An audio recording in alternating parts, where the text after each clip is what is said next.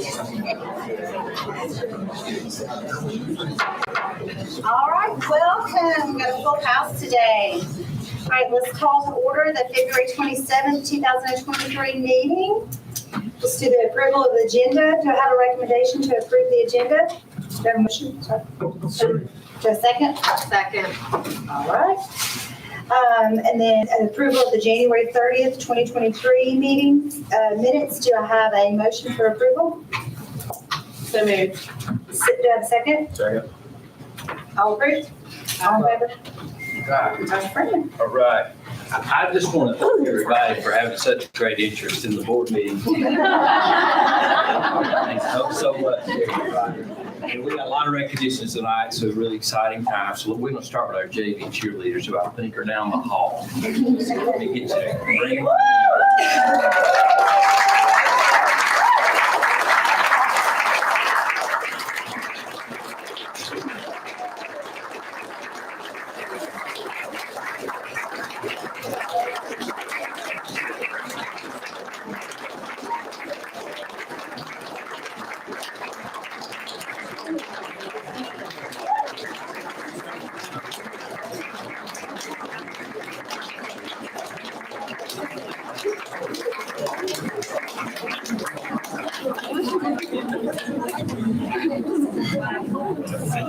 So our JV cheerleaders have been competing this year, and I've got just the great privilege to watch them some, and I just have to tell you how impressed I am with them. This is if anybody ever questions that this is not a sport, I want them to come to watch you compete, and they're so talented, and they work really, really hard, and they've got 3 great coaches that have led them throughout this year. And this all started about a year ago. I mean, you start in March, you get a team, and then you start doing, there's a whole lot of work there through travels, getting on school buses and riding to the beach, all those kind of things. And it turns into something like this. So a couple of weeks ago, they competed in Orlando in a national competition, and we competed against how many teams? 19 teams across the nation, and our JV's cheerleaders were crowned national champions.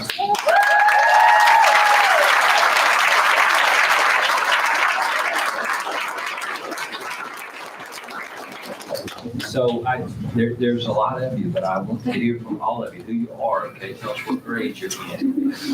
And so we'll maybe start on the front row. Yeah, Shelly. Yeah. I'm Campbell, and I'm in 10th grade.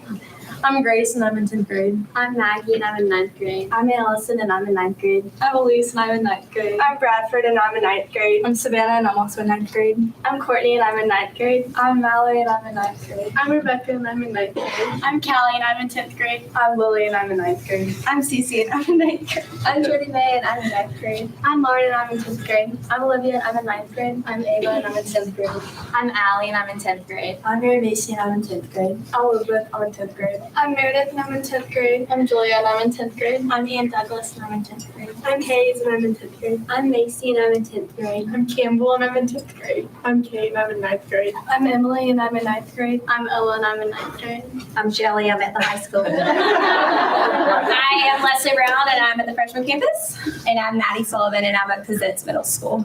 Our fearless leaders, I appreciate this very much. Yeah. So I'm thinking, Rebecca, I'm thinking at some point everybody in this group has been in our cul-de-sac. Right.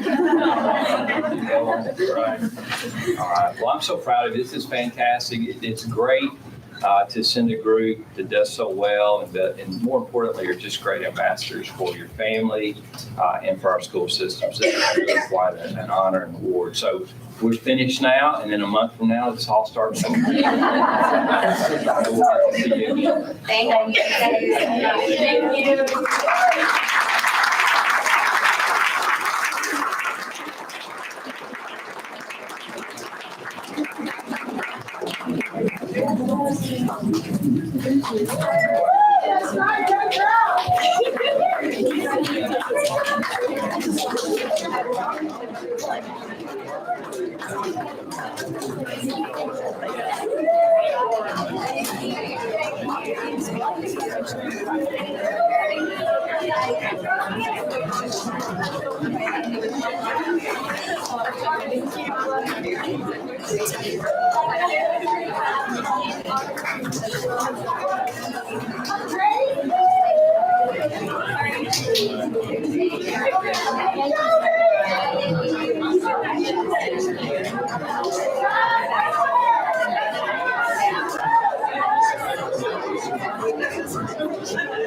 All right, so I'd like to invite Dolly Ridge, our Dolly Ridge students, Rachel, Franklin, you go on and bring them all up. Let's talk about this group.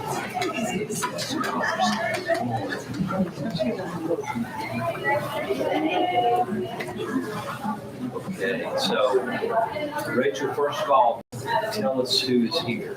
This is our Jolly Ridge Student Rocket Team. They are all fifth graders. All fifth graders, the student rocket team. So Kate, I want you to share with the group here why you're here today. Y'all done something really big recently. We have are building a payload with weather sensors in it. It's in a 3D structure to keep it safe when it goes up and launch in the atmosphere. And when it's up in the atmosphere, the rocket deploys the payload and it floats back down on parachutes. And, okay, so you've been working on this project, and what did you find out a couple of weeks ago? We are going to Colorado. You're going to Colorado, and it's going to be launched, but who's launching? Here. Well, yeah. Yes, you're right. You got a partner launching with you.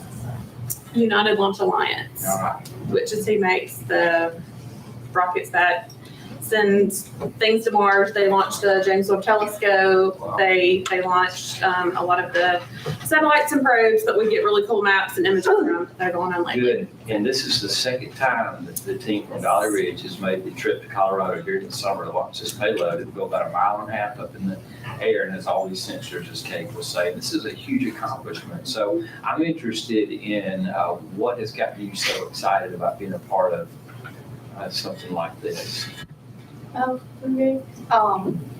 It's really a good chance to learn a lot more about what we do and launching a payload and getting the data and learning new stuff. And you're having to design all of this? Yes, sir. I mean, does it make science and math a little bit more interesting? Yes, sir. That's so too. Just dying to say something, Mr. Black. You just tell us about your experience and what this has meant to you. So we've all worked very hard and we've all contributed to this. And Tell me what you built last week.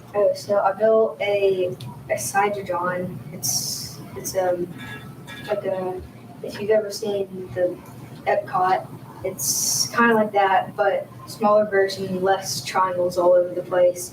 And I made a hollow inside of it so that the payload, or so that the thing that's going up into space could fit inside of it. And so that's what I made. Just in your spare time? That's awesome. Congratulations. This is our gifted resource class at Dolly Ridge, and these fifth graders are going to do great things and represent us again this summer. So congratulations and good luck. We look forward to seeing you.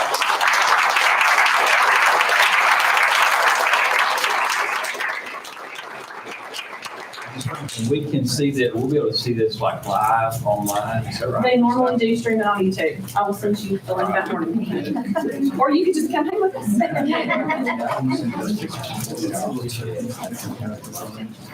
All right. I'd like to invite our robotics team to come up from all three schools. All right.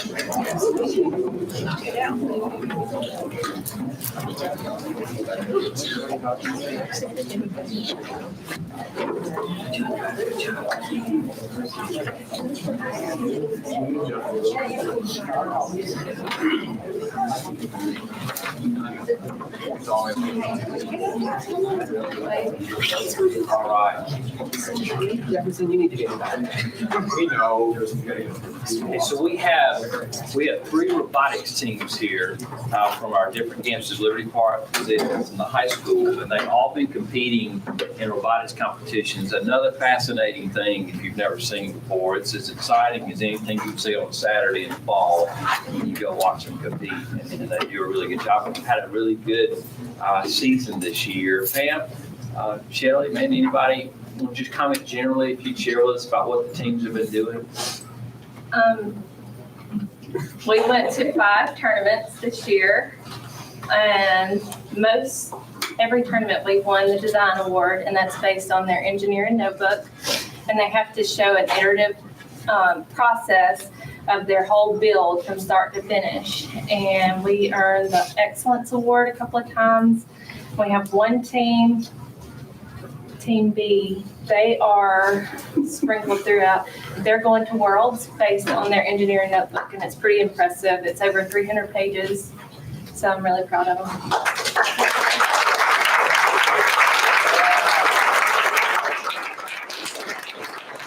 The Zips team also is going to be, right? Yes, so we have 5 teams at our school. 3 teams were able to compete in state last week.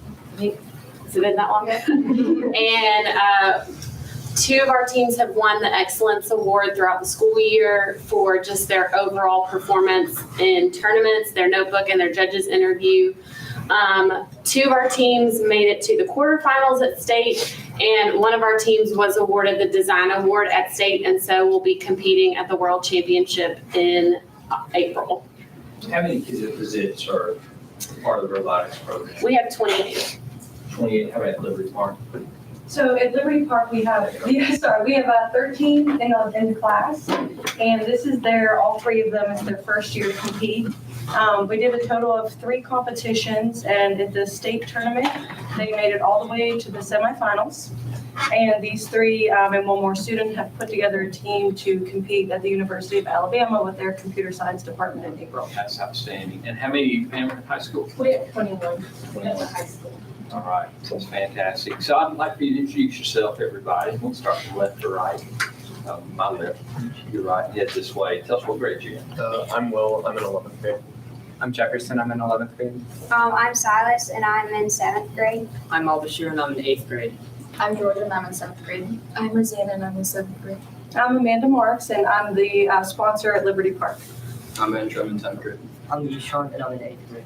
I'm Connor and I'm in 8th grade. I'm Akash, I'm in 8th grade. I'm Hannah and I'm in 7th grade. I'm Sophia and I'm in 7th grade. I'm Shambo, and I'm in 6th grade. I'm Wilkes and I'm in 7th grade. I'm Henry and I'm in 6th grade. I'm Parth and I'm in 6th grade. I'm Alexander, I'm in 11th grade. I'm Parrish, I'm in 12th grade. I'm Will and I'm in 10th grade. I'm Jackson and I'm in 10th grade. I'm Jamin and I'm in 9th grade. I'm Rashad and I'm in 11th grade.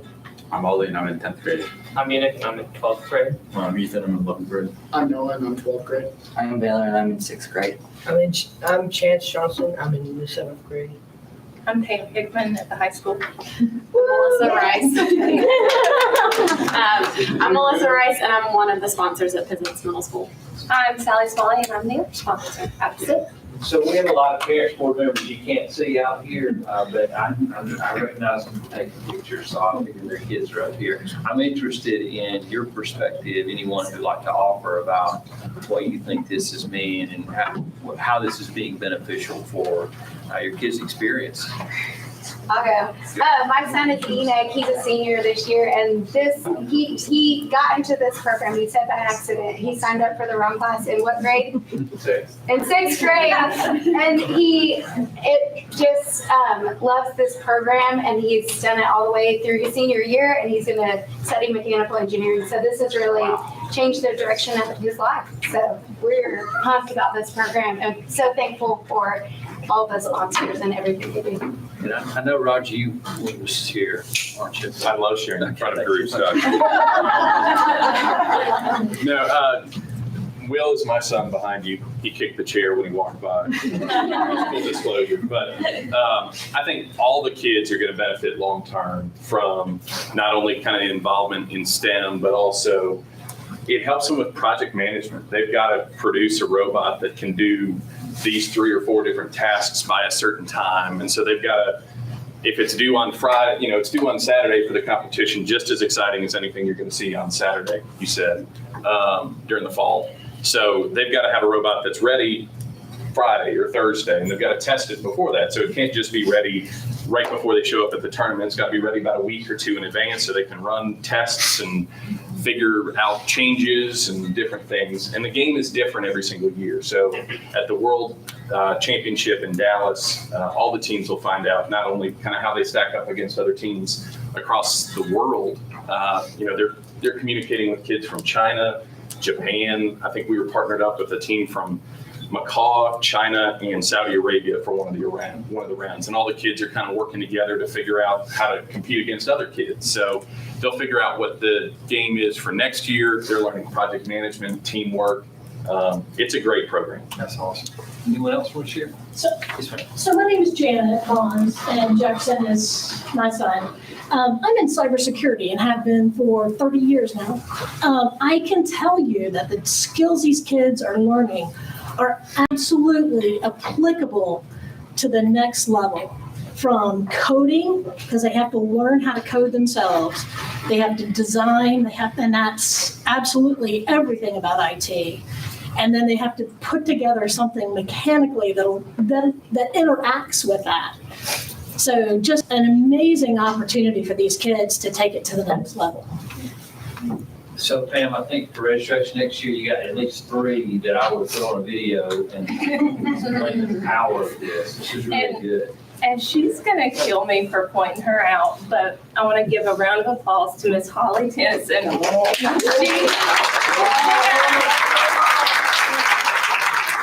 Volunteer of the Year at our state tournament, and she has really just been over backwards for our team, doing Tech in the Hills. And it's a outreach that our team does where we just help whoever needs help with like their smartphones or setting up televisions or whatever their tech issues are. And she is the person behind it, and we really love her. Thank you.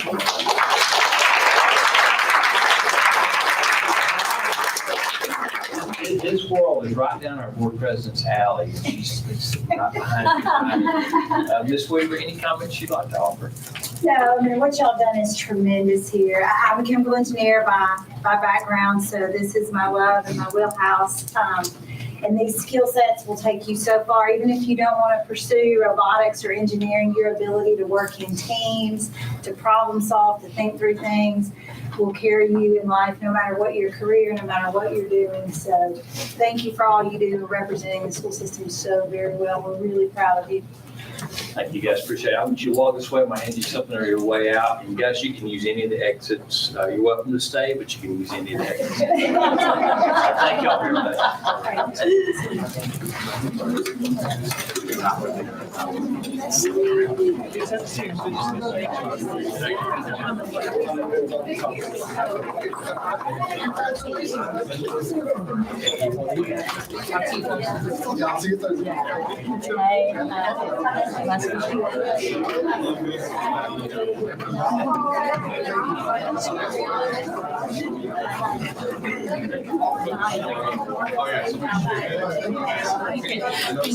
Thank you so much.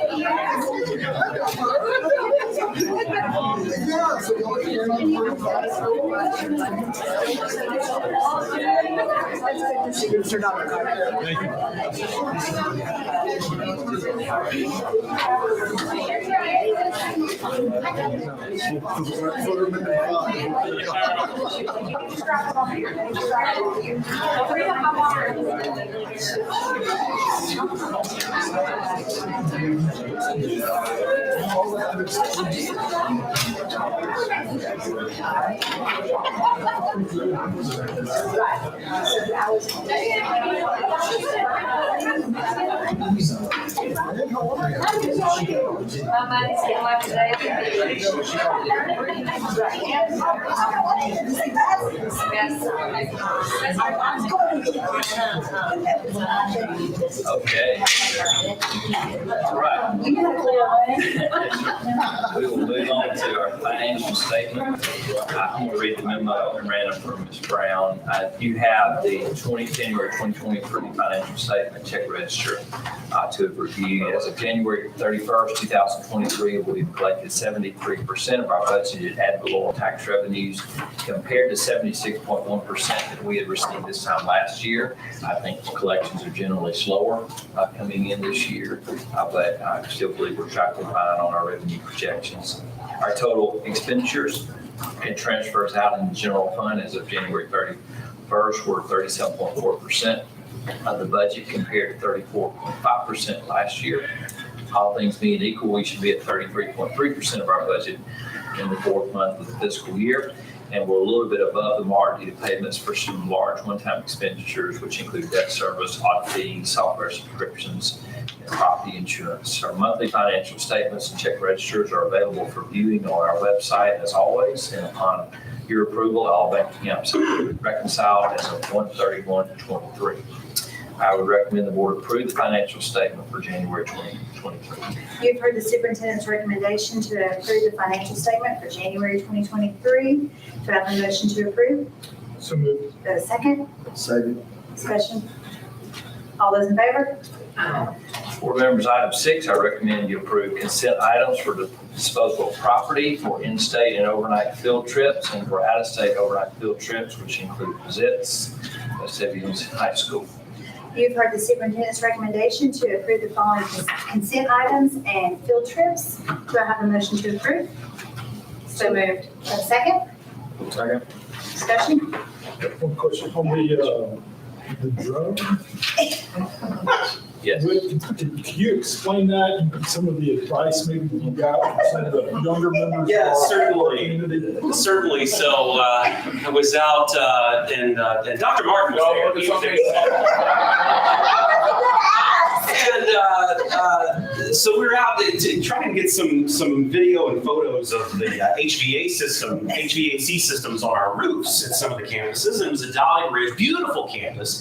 So many gorgeous trees around it, really pretty. Is Dr. Arundel part of this? Right. So I'm doing a shot. It's kind of panning around one of the roofs, and all of a sudden it winds up in a tree. I try to make it fly out of the tree, and in doing so, it tumbled about 10 times and landed in a puddle. So it is very totaled.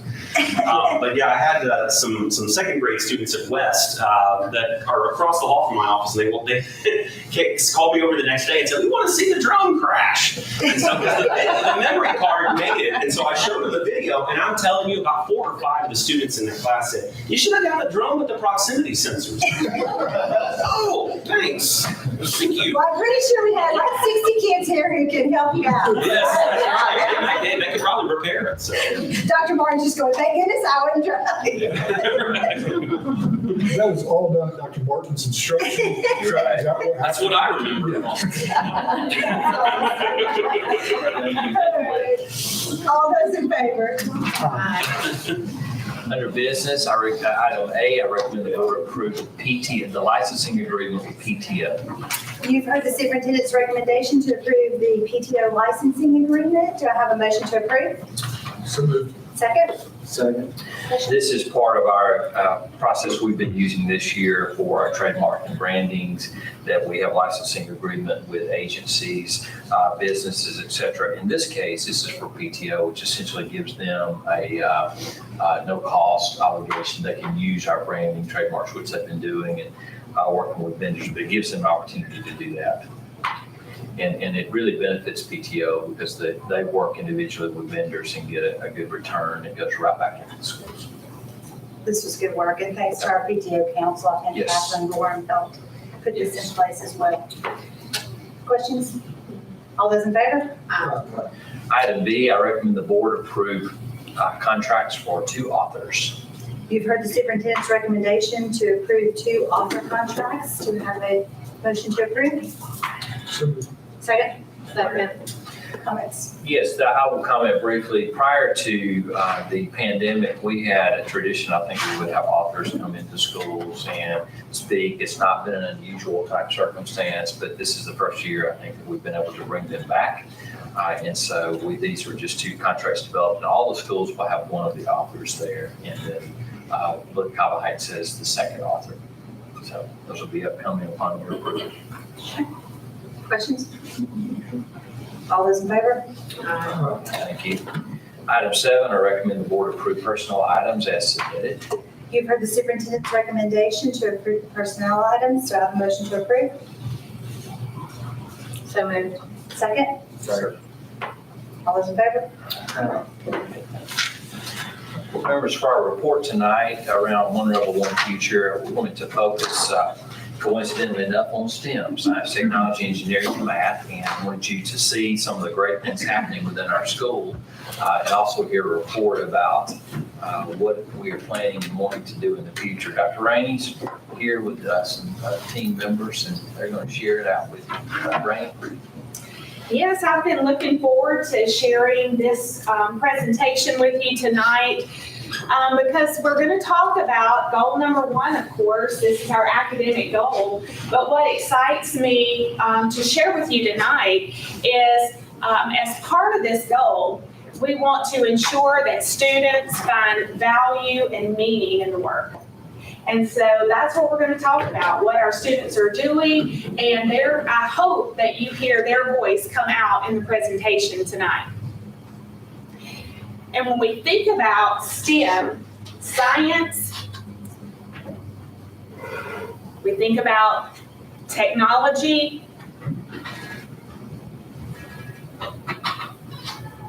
engineering,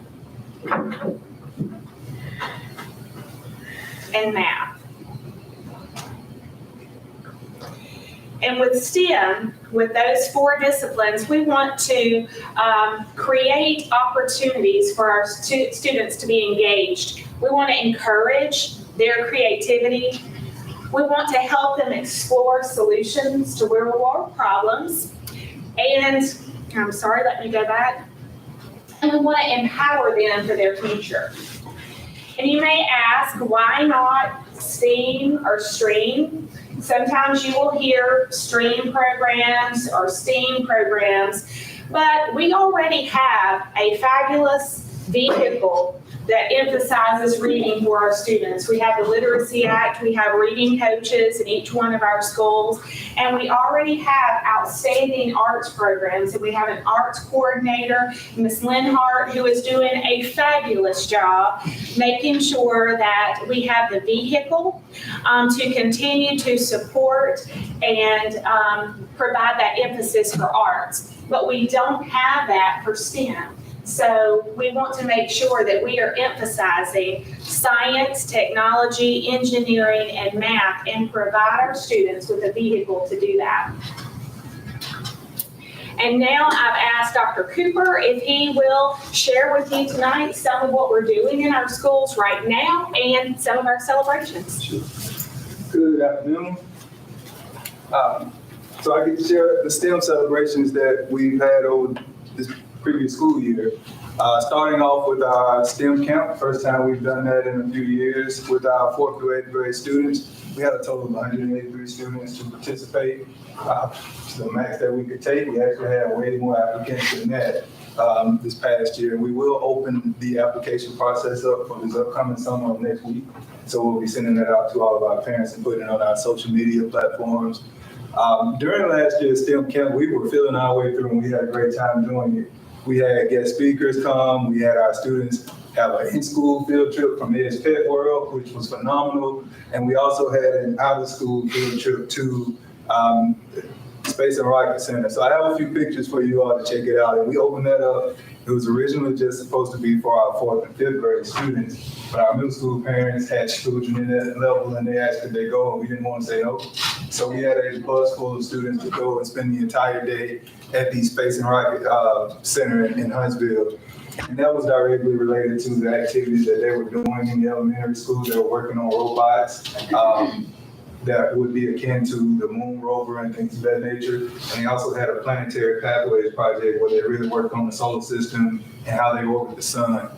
And so they also had a guest speaker from Dr. David Brain. He is an astrophysicist, and he's also the brother of our assistant principal at Liberty Park Middle School, Dory Hardy. He zoomed in with our students, and he shared a wealth of knowledge. He shared the planets that he's studying in Colorado, and he got to let them see live footage of the satellites that he mans in that area, in that space. Students had some great questions for Dr. Brain, too. He's also widely known and well respected in this field. He's done several TED Talks in this area. Then this is our visit from Ed's Pet World. Our middle school students loved it. My son is in the bottom left. He was not in kindergarten. He decided this is the day I want to go to work with Dad. So he got to hold a few turtles. And the students really had a great time of experiencing that lesson in connection to what the middle school teachers were teaching them about STEM and how it relates to animals and things of that nature. Yes, the students got to actually hold the alligators, walk around the classroom with them, snakes, turtles, all of the animals that would make some students squeamish. They had a good time.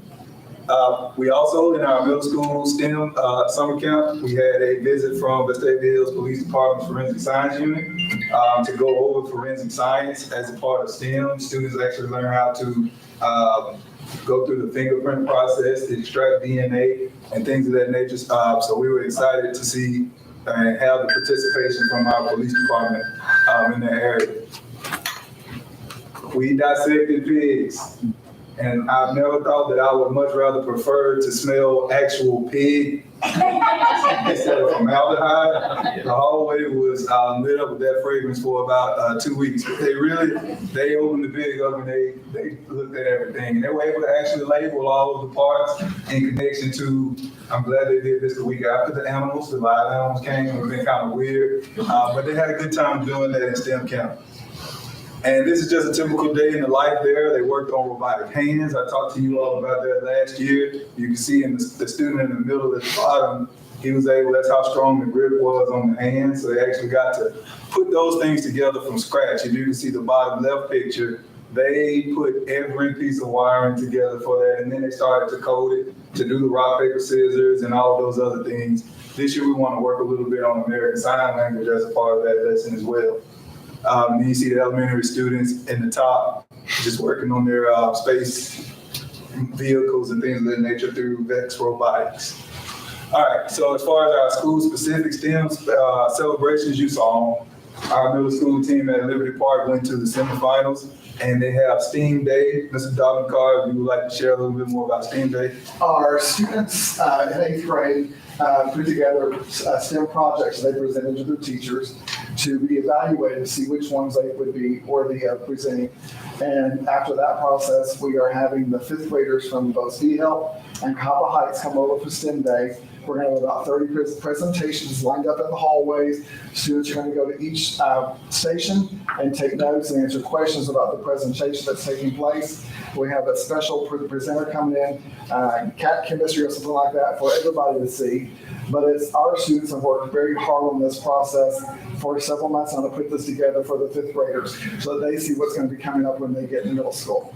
We're really excited about it. And at both of our middle schools, we do have STEM-related course offerings in computer science for innovators and makers, app creators, and we do also offer medical detectives all through Project Lead the Way.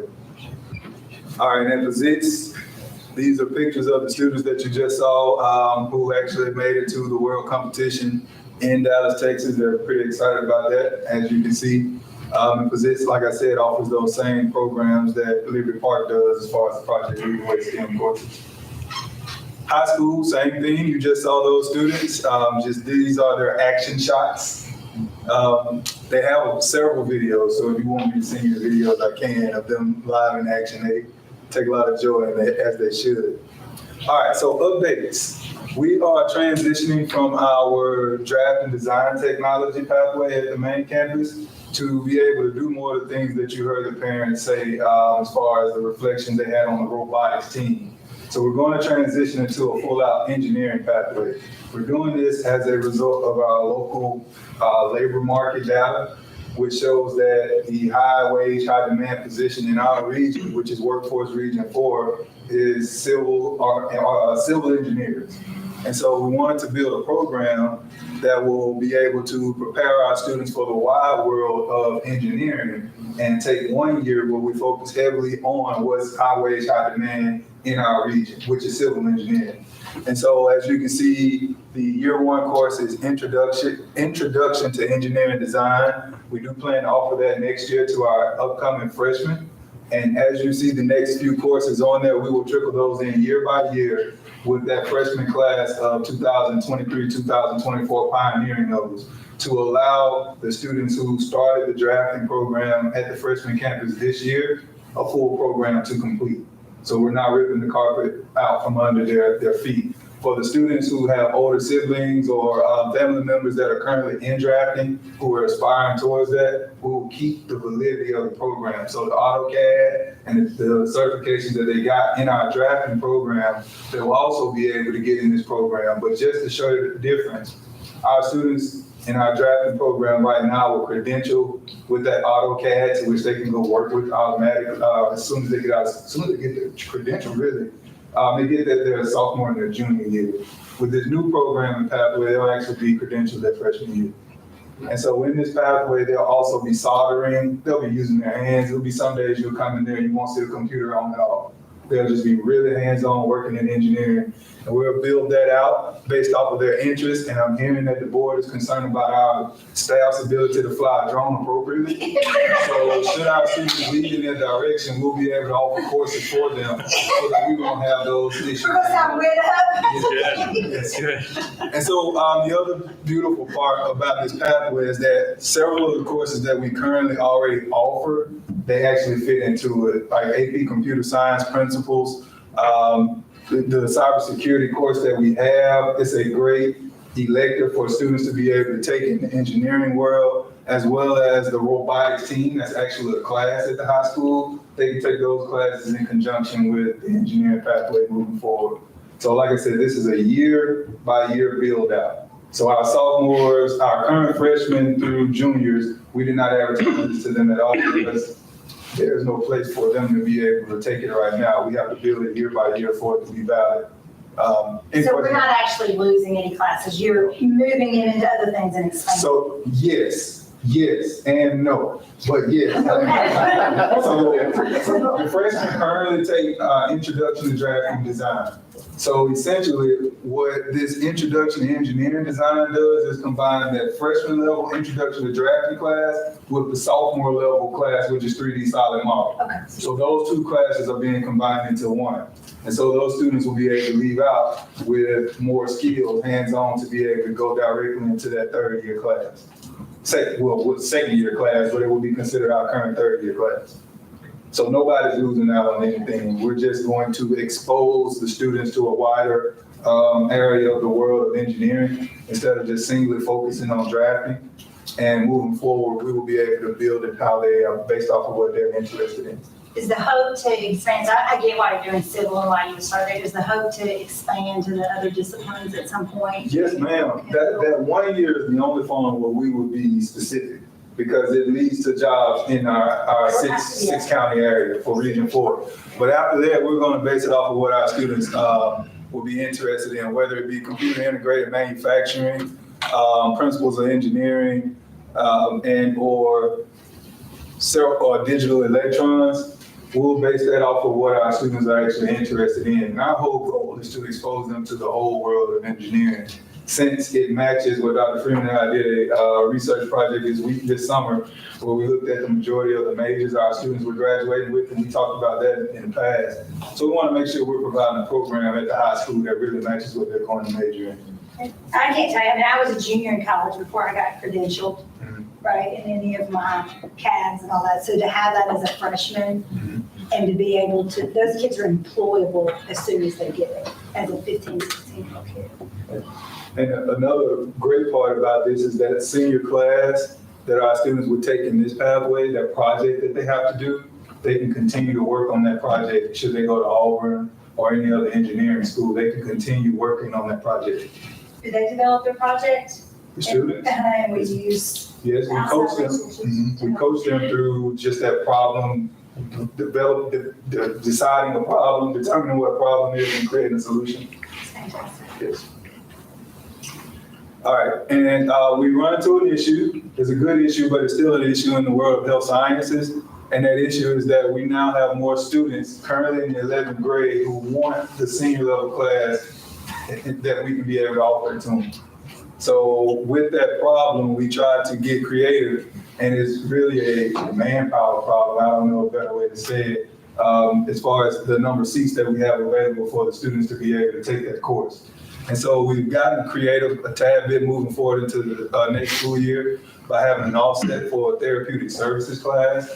And we created an application process for the students to take the class that we've always offered, which is that sports medicine advanced with the internship with Coach Peterson. And so now the students who would like to stay in the health science world still have a home and don't have to be turned away. But like I said, it's kind of a manpower concern that we have moving forward.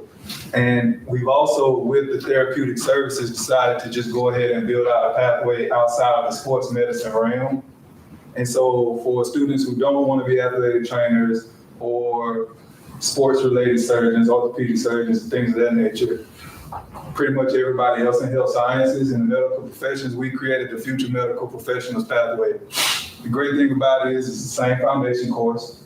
The course that they take their year 2 will be therapeutic services, and their 3rd year will be patient care technician / health science internship. So those students, their senior year in the fall, they would take the patient care class, a whole year's class within the first semester, and they will actually be certified as patient care technicians. So they can actually go into hospitals. Those are the main people that are by your bedside now. They be certified to be able to go and do that. We're getting them certified in the fall because we're working on solidifying a partnership with Brookwood Hospital. Because in the spring, once the spring semester starts, they'll spend that entire semester at Brookwood Hospital, rotating through all of the departments there, the NICU, X-ray, imaging. They'll follow doctors, they'll follow nurses for that entire semester just to make them more well-rounded. And they can moonlight, when school's out, just clock in and be a patient care technician just to get that experience and put a little money in their pocket as well. They'll be fully certified to do that. So we're moving into that. That course would be ready for students in 2024, 2025, seeing as though therapeutic services will be offered for the first time next year, and it will be the prerequisite for that course to kind of open it up some more for our students to be able to stay within the health science pathway. As another bridge to be able to try to solve the issue that we have right now, we solidified, updated our partnership with Austin State. And so some of those students that would want to take that senior level sports medicine class, now they will be able to take 2 different pathways for free, as they told us, from Austin State in the area of either EMT. So they'll be taking a full semester of EMT classes on campus from Austin State. They'll actually drive, did I say that backwards? EMT students would actually drive to Lawson State during campus hours. So their last 2 periods of school will be at Lawson State instead of taking the class from 4 to 9 p.m. like traditional Lawson State students. Lawson has agreed to offer that course for us only. And so we'll have that opportunity for our students to be able to drive down to start that EMT process. They'll get a short certificate. And if they take the courses in the summertime, they'll have a full license as an EMT. And if they didn't want to do EMT, they can actually go through where Lawson is sending an instructor to our campus to teach them to be certified to be a CRNA. And so they'll actually go through the clinicals with Grandview and be able to graduate, walk across the stage as a CNA, not CRNA, as a CNA, Certified Nurse's Assistant, as soon as they graduate from high school. And those classes, as Lawson has told us, will be free. And in the fall, their class would be adjustment or orientation to university life, and their class would be online, so they'd be able to take that on campus. We had to kind of get creative because we didn't want students who were interested in health science to leave that world and fall back into it in college. I mean, all of these classes, engineering, health science, I mean, they require a very specialized teacher. Are we is Meredith looking and trying to recruit? One of the dilemmas, obviously, we have the pathways ready. We think we could fill it up easily with another teacher. This is part of the whole idea with One Rebel, One Future, to be able to grow that and add additional staffing, because I feel like we could fill this particular pathway up. I do too. But I will say, I'll give you my parent lecture now. These pathways are only as good as we advertise, so I'm pretty sure I know the answer to this, but these are in our next steps, presentations to our middle school parents so that they can understand the value of what these give these students. And Yes. We have Liberty Park's next steps going on this week, and we had Zig's next steps going on a couple of weeks ago to make sure that they know the counselors are speaking with the students with this updated manual that we have for CTE. I had several meetings with the counselors to fully explain and iron out the pathways. And so yes, we are marketing and advertising to them. And your science teachers would be, right, I mean, they trust their science teachers at the middle school, I would imagine, so the more they're familiar with this, I would assume that would help drive kids. You're just, as a parent, you're not expecting this level of education at the high school, I don't believe, because it was not available in our day. This is fantastic.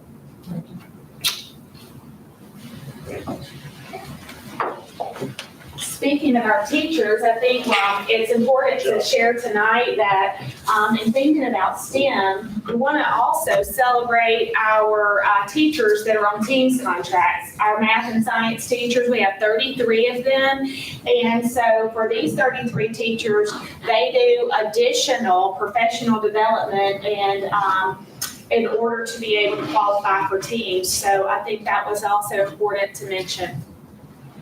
And so WIT did a phenomenal job recording some of our students in action, and so I'd like to share that with you tonight.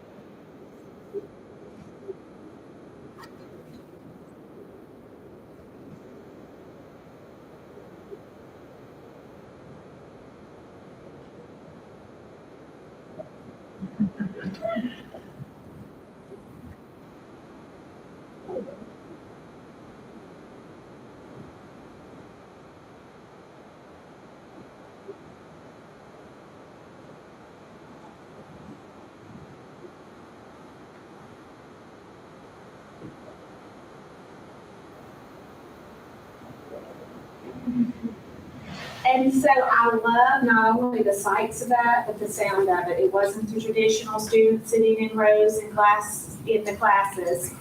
It was students working together. And now this is going to be some audience participation. What are some of the things that you heard students saying in the video? Problem solving. They were problem solving. Is there anything else that you noticed? Taking risks, trying things, and then problem solving. Yes, exactly. It's that growth mindset that we're wanting to instill in our students. Anything else? Teamwork. Teamwork. Communication. And I didn't see anyone bored or sitting and just staring out in space. They were all engaged as well. So we want to protect our school experiences. And now I'm going to ask Dr. Nabinet to come and share what her students are doing in our STEM special at Liberty Park Elementary School. Thank you, Dr. Ray. Good afternoon, everyone. I will be brief because now that we've seen all of that, I can summarize it pretty simply. Our work with STEM at our school over the past 2 years has looked a lot like that. It has sounded a lot like that. It's just been every single child in our building. 2 years ago, about this time, a little more than that maybe, I asked Dr. Freeman if this was something that we could explore in our school as piloting this as a special. And he agreed to allow us to do that, and we're getting close to finishing up our second year piloting STEM as a special at VHELP. So our children in kindergarten through 5th grade each visit STEM once a week. Our kindergarten and 1st grade, their specials are 30 minutes, and our other grade levels, it's 40 minutes. And it is an explicit, intentional time that is dedicated to these sorts of standards. In an elementary setting, by the nature of those grades, we allocate most of our instructional minutes to literacy and to math. And our teachers do a really exceptional job of embedding science standards into our other units, but the opportunities to be explicit in that, they're more limited than they would be in middle and secondary grades. And as a former middle school science teacher and high school person, I really was curious about how can we become more intentional about doing this in an elementary setting. So for our kids, focusing on opportunities to be creative, to be collaborative, and to utilize critical thinking skills, that's just a part of our STEM structure, and that's the way that has looked. Our STEM teacher, Martha Martin, she also summarizes the potential for this special to uniquely serve as a conduit for our work with character and core values also. So while it has been incredibly beneficial as an intentional and an explicit opportunity to target these types of habits of mind and these types of skill sets, it has been fundamentally transformative in our work with our core values as well. So in her class, in our STEM class, you can see how she kind of summarizes it there, that it really is the perfect avenue to explore our core values in meaningful, authentic, and engaging ways. Specifically, every day, this is a snapshot right from her, every day is built around a challenge. And 9 times out of 10, that challenge correlates in some way back to one of our core values. I think at the snapshot, we were focusing as a school looking at bravery. And so this week's theme was taking risks. They were doing some sort of challenge related to balancing something. And they oftentimes will come back together on the carpet and they'll talk about their greatest failure of the day. And they celebrate that, they honor that. So when I just saw that video and you could see those kids going through that iterative process, that design thinking, embracing what are the things that didn't go well, how can we learn from that, that's a part of our daily conversations in STEM. So some specific stories that kind of come to mind when I think back over the now almost 2 years that our kids have had this opportunity. Again, all of the days are built around challenges. So another challenge on a different day was related to empathy. And the challenge was to design an apparatus that would support a classmate with a physical disability in navigating through the lunch line from a place of empathy and understanding, to build this product that could help a child navigating the context of their day. So they worked collaboratively to design these things and to try to implement the design thinking process in a way that would better society.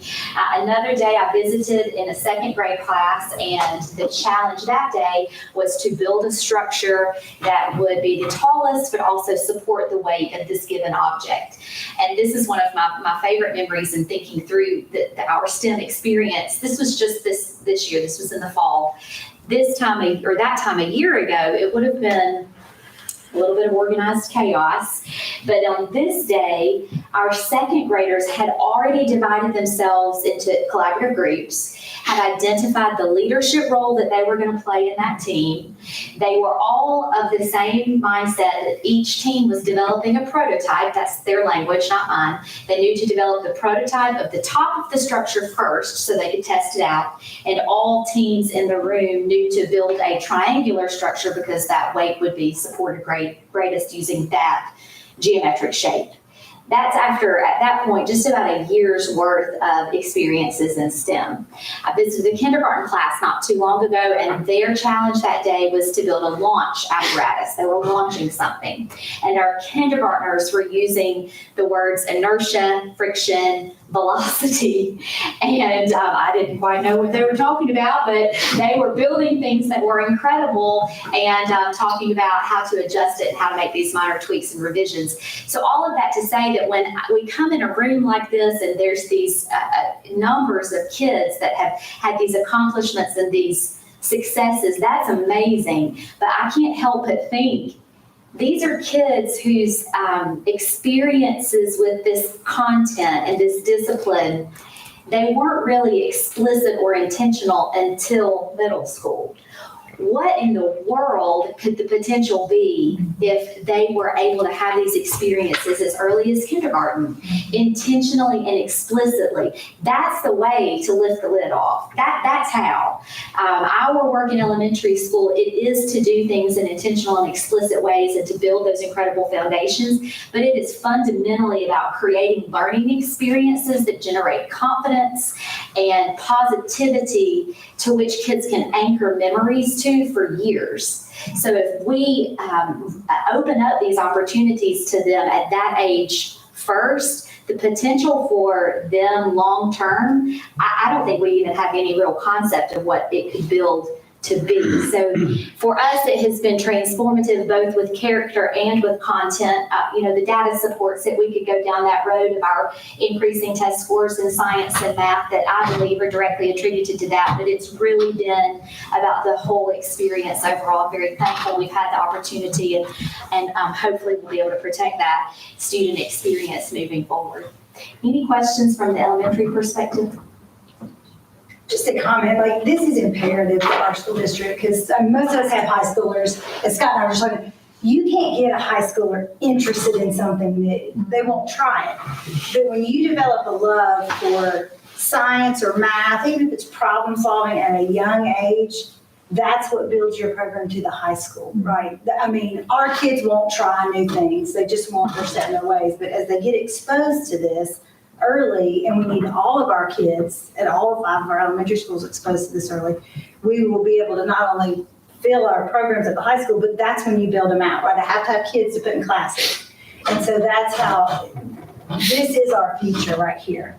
And it's teaching these younger kids to love it, to problem solve. And if science is not their thing, but they learn it, they can take it into English, art. It doesn't matter. The world is based on a team concept. So they need to learn these skills. You're not only creating better STEM atmosphere, but it's a better all-around student, I have to believe, because they can problem solve, they can handle some adversity when it comes toward them, which, that's important at the high school. So this is really one of the cornerstones of One Rebel, One Future, and why we need to continue to progress this, or we will be left behind. There's not a question. There's aviation schools and new STEM charter schools opening up. So if we can't provide this to our students, somebody else will, and it will not be Vestavia. Because when you can go to a college and you have CAD certifications, EMT certifications, that matters, whether it's to an employer or the college, that matters. That gives your kid a leg up. And so this is really what One Rebel, One Future is going to help propel us to. There's something that you said, Blair, about they're celebrating their failures, right? Sitting and talking about their failures. You think about students going into middle school, signing up for robotics or things like that. Like you said, my children weren't going to sign up for that, especially my daughter, because she's not going to fail in front of us. She's like, I don't know what that is, and I'm not going to go in and look like a fool. Think if they've been exposed kindergarten through 5th grade, how many more kids, how many more robotics teams we're going to have? I mean, it's just. And we've anchored that to character education. Yeah. Yeah. Don't you just feel like the teachers' teaching techniques have changed so much just within your school? It is implementing this contagious. really with every subject. Yes. So that they can just use these strategies for so many other subjects. I'm Yes. sure everything's changed within the school. It has. Our kids have demanded it, but of course our teachers have been open to it because the level of engagement within that special in particular is significant. It's noticeable. So why would we not apply those same philosophies and strategies to other disciplines? So we have, and our kids have, though, more than anything, our teachers are more equipped to present those things that are going to stretch and challenge a child, because our kids now have had explicit opportunities to work through those and persevere through those moments of difficulty. That was one of the first things I heard when I came to Liberty Park, is that in the way that we hoped our children to grow, it would be that they would develop that grit and that perseverance, and not turn from a struggle, but to engage in it with a skill set that would allow them to do so successfully. So bravery is one of our core values, but this is what we mean by that. I mean, it's bravery to stand up for what's right, but it's also bravery to put yourself out there, knowing that there's a safety net in the most formative of years when these experiences are created. So it's intentional. You're not meant to accomplish this challenge this day. And they know that. That's a part of that type of content. So it's a very natural experience. And it's translated into kids being more open, and our families being more open to allowing those moments of productive struggle. Excellent. Thank you, Dr. Thank you all. Thank you. So as you've heard tonight, why I have been excited and looking forward to this presentation, we want to protect our student experiences with science, technology, engineering, and math. And tomorrow, we're going to have an exciting opportunity. We're going to bring about 33 of our teachers together along with administrators. And we're going to build on the work that was started in the fall. When Southern Regional Education Board came in, they led teams of our teachers participated and our administrators going into our schools and looking to see what we're currently doing in these areas. And so tomorrow we're going to have an exciting day when those same individuals are going to come back together and we're going to create action plans for moving forward. And some of the recommendations from that district report, we'll be sharing the entire district report tomorrow, and then they'll also have their school report that they will have. But it talks about creating a balanced approach.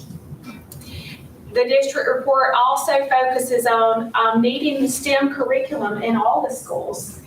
We've been very fortunate at Liberty Park Elementary School with Dr. Navinet, like she shared with you tonight, of what her students are experiencing.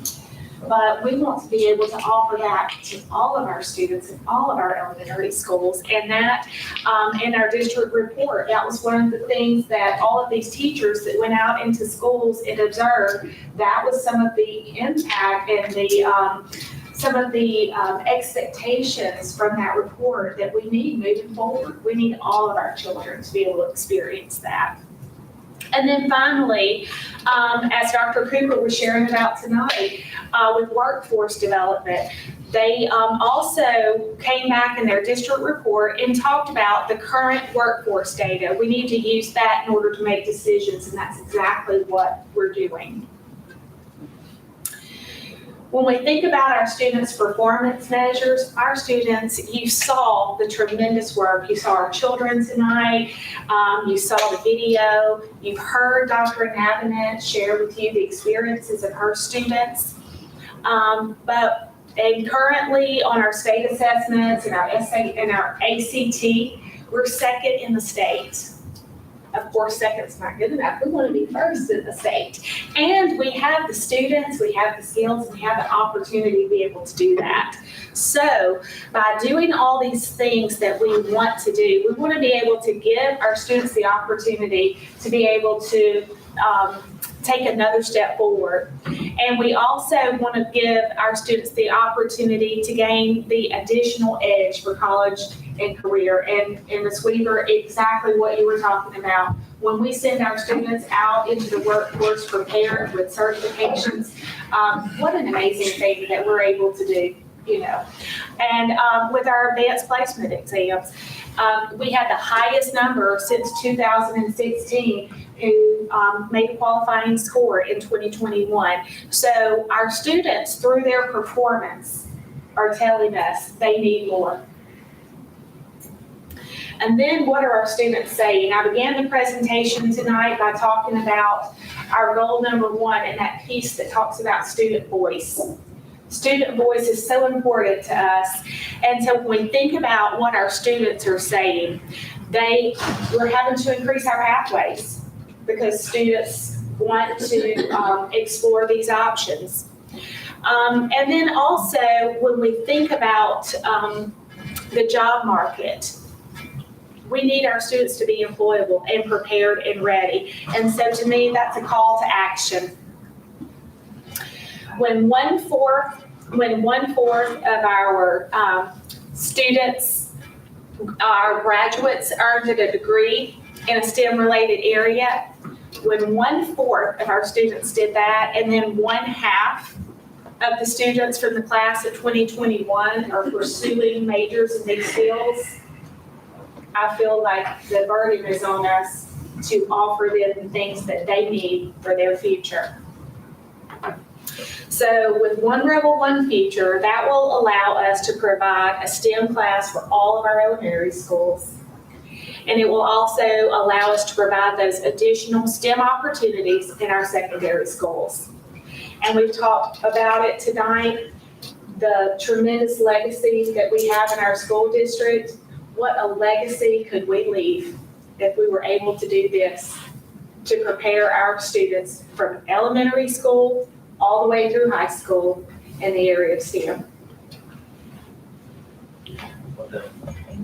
Thank you. Dr. Freeman, just real quick, I know we talked about Lily Park specials, what's going on with the PAL program. Yes, So just to be clear, that means it is only happening at Liberty Park Elementary, right? that's correct. We would like to be able to do that on other elementary schools. That's correct. And that's part of one of one future, is we can get that funding, then we can implement this very successful pilot at other schools. That's correct. Well said. Excellent, thank you all for the STEM update. Any other comments, questions? All right, do I have a motion to adjourn? So moved. Second? Second. We're out here.